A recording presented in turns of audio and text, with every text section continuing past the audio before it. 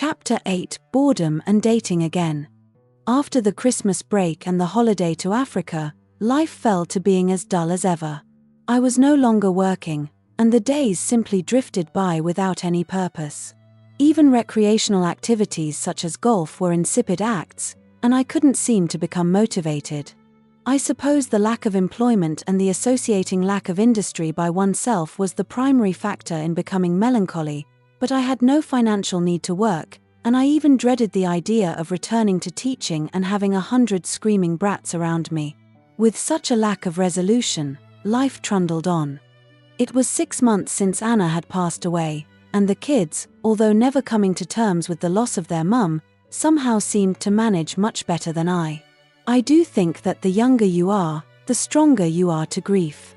A teenager appears to deal with the immediacy and aftermath of death, and their lives become rocked into a routine, or at least that appeared to be the case with Jack. But what effect the trauma has in years to come is another matter.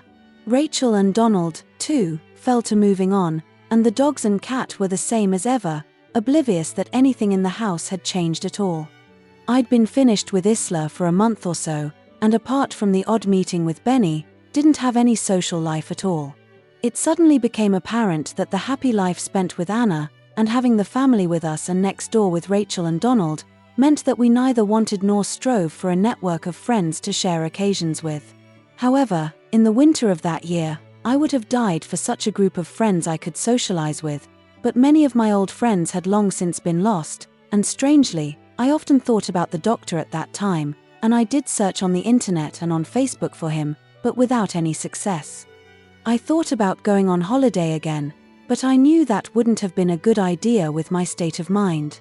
Melancholy with the monotony drove in, and I would wake around the hour of 5, take the dogs out, and by 7 in the morning, I was bored, incredibly bored. I still had a dormant account with the dating site, and decided to return there, as a means of escaping the house and the interminable silence emanating there. Ella was wonderful for me. She was happy, laughing, charming, sophisticated, wise, and loving.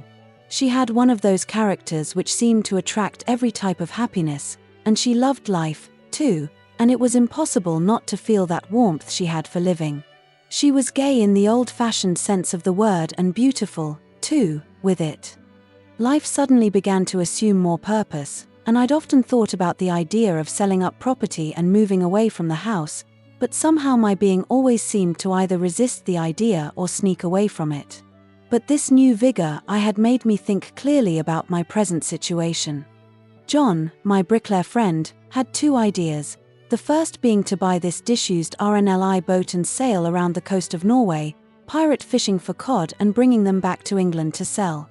Bearing in mind, neither of us had ever sailed a boat before, didn't have a clue about how angry and unforgiving the North Sea in wildest winter can be, the idea never got off the ground, or on the water, but, I believe, it's still alive, though, in John's head somewhere. The second idea was good, though, and this started to become a reality. After the financial crash of 2008, land became much more affordable to buy.